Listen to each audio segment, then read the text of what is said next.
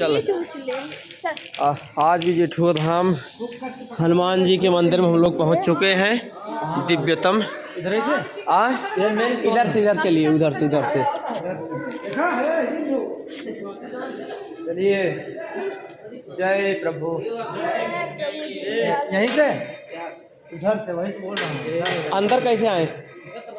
ये वाला घूम करके चल। बोलिए बजरंग बली की। चलो उधर से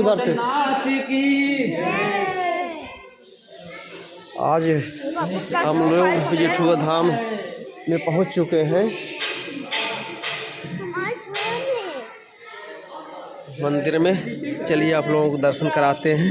दिव्यतम दर्शन हनुमान जी महाराज का जेठुआ धाम सुल्तानपुर में। देख लीजिए, ये हमारे हनुमान जी महाराज हैं। एक बंद कर दे